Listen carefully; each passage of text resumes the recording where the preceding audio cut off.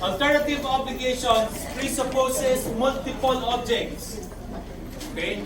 Multiple objects. 99 then tells you, a person alternatively bound by different prestations shall completely perform one of them. Creditor cannot be compelled to receive part of one and part of another undertaking. Okay? What does this mean? Okay? Multiple prestation. The example is this one. A, promise to deliver to X. A car, a jeep, or a motorbike. Okay? A car, a jeep, or a motorbike. Question. How many does he have to deliver to X? Only one. Right? Delivery of one extinguishes the whole debt. This is called alternative obligation. Kuha? This is called alternative obligation. Okay? So, that is 1199. Okay? 1200. Who has to choose? Who has the right to choose? Okay, let me put it to you this way. Your dad told you, upon your graduation, I'm thinking of either giving you a car, sending you on a trip abroad for a month, all expenses paid, or having a big party for you. Can you ask for the trip abroad? Yes. No. Your dad makes the choice. Ha? Your dad has to make that choice. Bakit? You cannot demand. You can try to influence him to give it to you, but you cannot demand. Kuha? Kuha? Unless, of course, that has been expressly granted to you. Okay?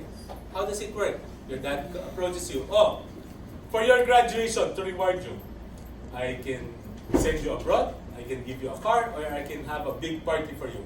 Which one do you want? The choice belongs to you now. Diba? But if he's saying, I'm thinking of sending you abroad, giving you a car, or having a big party for you, he's thinking, let him make the choice. If he tells you, what do you want? The choice now belongs to you. Kuha? Now, take note, debtor shall have no right to choose prestations which are impossible, unlawful, or which could not have been the object of the obligation. What does that mean? I'm thinking of giving you a car, my car, having a party, or sending you abroad. Diba? I have decided to send you abroad to Wuhan, China. Nah, yeah. Can I choose that? Yes. No. Why? Lockdown ng Wuhan eh. Diba? It's on lockdown. I cannot even send you, even if I wanted to. I cannot choose that. This is impossible. Kung ano yung nawala, yun ang pipiliin ko. Hindi pwede. That's not fair. Followed? That is 1200. Choice belongs to debtor, and debtor cannot choose impossible things. Okay? 1201. Choice produces no except from the time it has been communicated. Diba example dyan? Okay. Girls, you have found yourself in an enviable position. Meron kayong tatlong manliligaw. Nice. All of them are viable boyfriends. Okay? Alternative. You can only say yes to one. Right? Say yes to One night, while you were looking at the ceiling, you said, sige, sasagutin ko si B. I will tell A and C, sorry, but I chose B. Okay? Question, mag-boyfriend na ba kayo ni B? Bakit? Lang sagot eh. Sabihin mo muna yung choice. Diba? Hanggat hindi mo sinasabi sa kanya kung anong choice mo, there is no effect whatsoever. Right? Same case, I promise to deliver to you a car, a jeep, or a motorcycle. One night, before I will meet the creditor, I called them, bibigay ko na lang yung motorcycle. Am I bound to deliver the motorcycle? Not yet. Until I tell the person what my choice is, it does not produce anything. Please note, Once the choice has been communicated, okay, the obligation ceases to become alternative. Okay? It becomes a simple obligation to give. Followed? Followed? Yun yung effect ng communicating the choice. It becomes a simple, real obligation. Okay? Kuha? Kuha? 1202. Debtor shall lose the right of choice when among the prestation whereby he is alternatively bound, there is only one practicable. Okay? Ano yan? Example. A promises to deliver to X a car, a jeep, or a motorcycle. A burned the car down. Diba? Can X complain? Sinunog ni A yung kotse. Can X complain? No. No. Why? I haven't made a choice yet. There's still the jeep and the motorcycle. Kuha? A sold the jeep. Can X complain? Can X complain? No. Is there still an alternative obligation? Yes. No more. Why? Out of the three choices, only one remains. Diba? Because there's only one that remains, it is an obligation to give the motorbike. Kuha? So. Kuha? Please note, be very, very careful on the sequence of events. Example, A, burn the car. Is A liable to X? Is A liable to X? A, sold the Jeep. Is A liable to X? Diba? No, not yet. Diba? Oh. A, the motorbike was stolen by thieves. Is A liable to X? No. Huh? Why? The last item was lost by fortuitous event. Diba? The last item was lost by fortuitous event. So I am not liable. It would have been different if car was burned down, jeep was stolen by thieves, and then he sold the motorbike. Liable siya. In breach of obligation. Kuha? Kuha? So be very careful about the sequence of events in problem solving. Okay?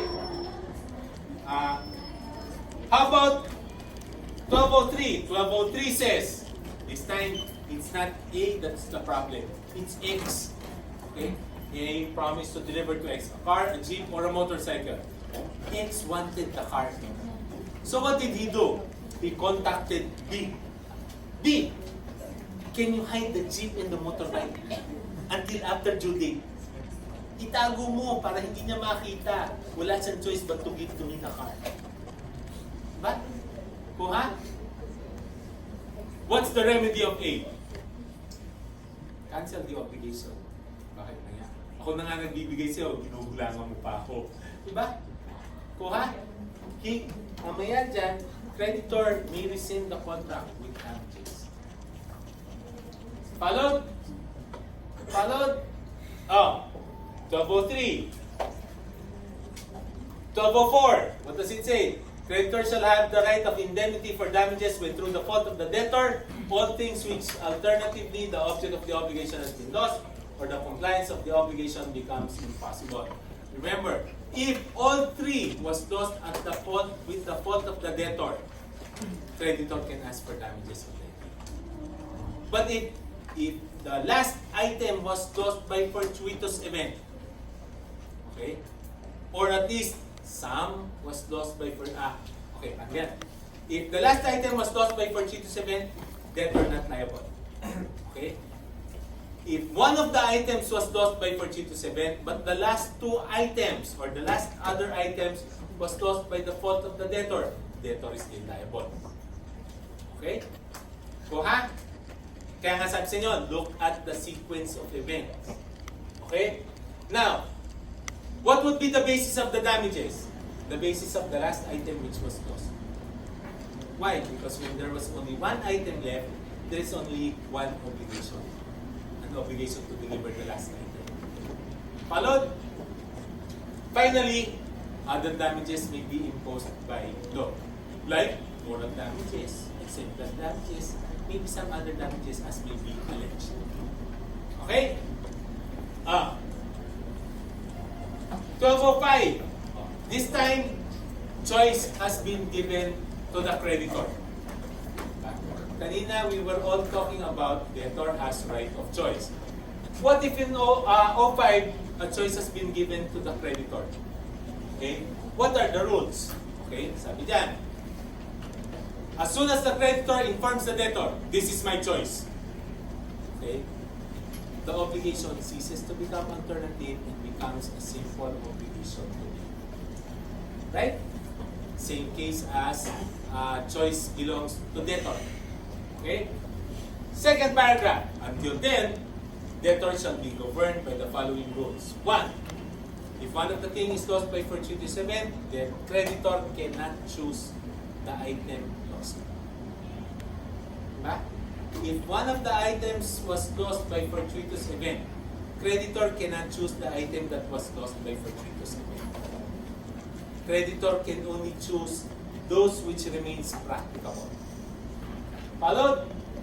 That's first rule. Okay? 2.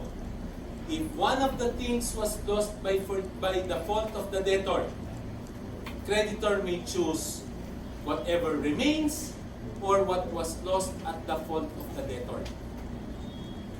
Okay? Paano yun? Lost na nga eh. O, you get the value. Right. Get the value of what was lost as damages. O ha? Third, what if everything was lost through the fault of the debtor? Creditor can choose any of the items that was lost. Diba? With damages. Go ha? Oh, that's 1, 2, and 3. Okay? Of course, the same rule shall apply to obligation to do or not to do. One of the alternative obligations, I will paint your portrait. Diba? You can choose that. In a pilaya. Diba? Bali ang mga fingers no debtor. Impossible, we can only use. Go ha? Oh, 05. Okay, 05. Question? That's alternative obligation. Okay? Alternative obligation. We continue after that next meeting on Thursday at 12:06. Although that's the last article of the section. Alright. Okay, but because it's a relatively confusing topic, we start with 12:06 next meeting.